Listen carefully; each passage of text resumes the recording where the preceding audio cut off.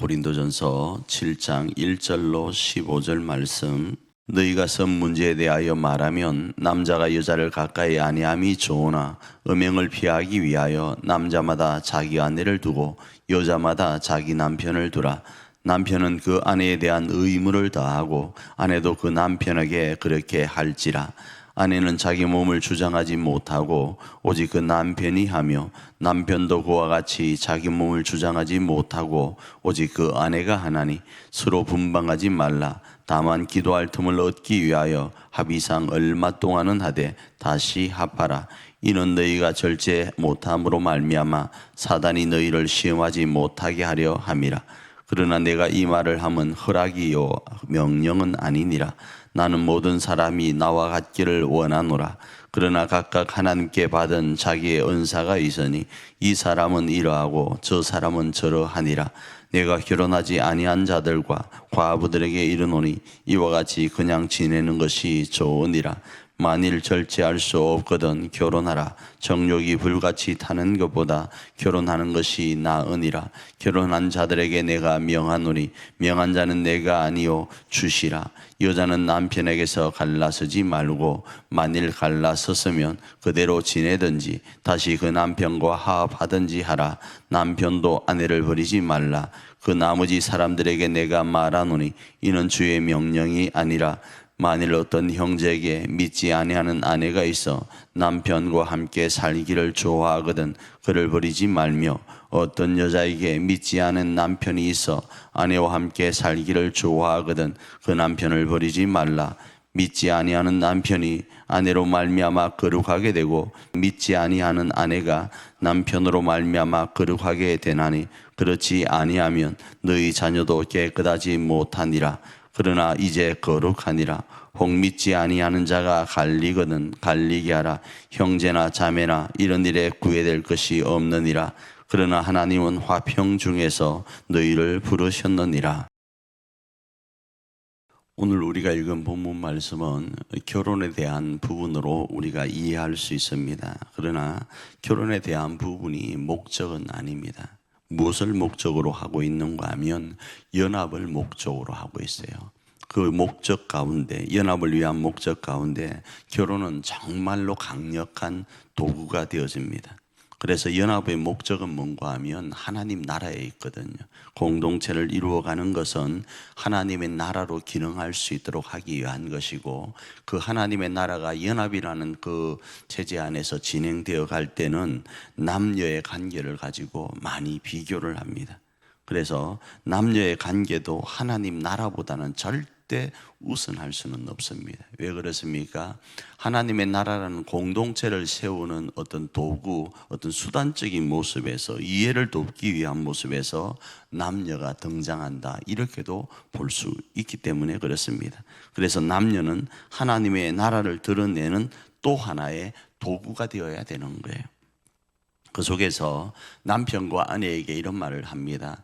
너희가 권리를 찾기 전에 의무를 다하라. 누구에게요? 상대편에게 대해서. 연합은 그런 겁니다. 하나님의 나라는 그런 겁니다. 공동체는 그런 거예요. 하나님이 원하시는 공동체는 권리를 주장하는 것이 아니라 의무를 다하는 겁니다. 의무를 다하는 거라고요.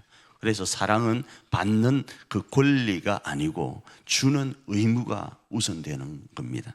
그래서 오늘 본문에서도 이야기합니다. 남편은 자신의 권리를 주장하지 말고 아내에 대한 의무를 다하라. 아내도 남편에 대한 권리를 주장하기 전에 남편에 대한 의무를 다하라는 거예요. 특별히 여기에서요, 의무를 다한다라는 것은 네가 권리를 주장하기 위해서 의무를 다하라가 아닙니다. 의무는 그냥 의무인 거예요. 권리를 주장하기 위한 의무가 아니고 의무는 의무대로 하는 거예요. 권리는 그가 우리에게 행하여 줄 때만이 찾을 수 있는 것으로도 이해할 수 있는 것이 있습니다. 이래서 인간에게 생육과 번성을 위해 주신 이 성이 제대로 기능할 수 있도록 되어지는 거예요. 그렇지 않으면 이 권리와 의무가 잘못 사용되어지면, 반대로 사용되어지면 하나님께서 말씀하신 생육과 번성이 어떻게 되어지는가 왜곡되게 되어지는 거예요. 그래서 그 왜곡된 모습 가운데서 뭐가 일어납니까? 자신의 욕심 때문에 죄가 일어나는 거예요. 그 죄로 말미암아서 부부관계가 깨어지고 무너지게 되는 겁니다. 그래서 부부관계의 목적은 하나님의 나라를 위한 도구이고 화평의 도구이고 상호 간에 하나님의 나라를 이룰 수 있는 도움의 도구라는 사실을 기억하라고 이야기를 하는 거예요. 왜 이 말씀을 할까요? 고린도전서 7장은 우리가 한 주간 동안 11장을 살펴본 것처럼 하나님의 나라에 대한 부분을 진행해 갑니다. 그런데 그 밑바탕에는 교회라는 공동체가 어떠해야 되는지를 이야기하려고 하는 거예요. 교회라는 공동체가 어떠해야 되는지를요.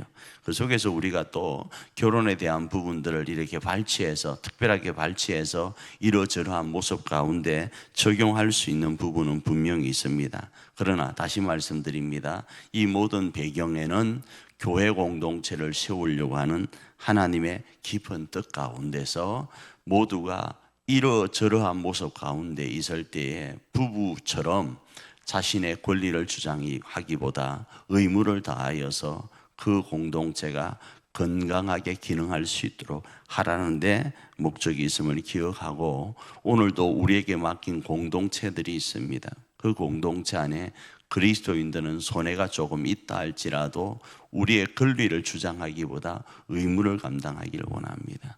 남이 밥 한 번 사기 전에 우리가 밥 먼저 한 번 사고, 남이 칭찬하기 전에 우리가 먼저 한 번 더 칭찬하고, 남이 나에게 어떤 일을 이야기해 주기 전에 우리가 먼저 그를 향하여 하나님의 마음을 가지고 축복해 가는 겁니다. 그리할 때 교회뿐 아니라 가정뿐 아니라 우리가 소속된 단체, 그 공동체가 하나님이 원하시는 그 공동체로 기능할 수 있게 될 겁니다. 그런 우리가 되어서 오늘 하루도 하나님께 영광이 되기를 축복합니다.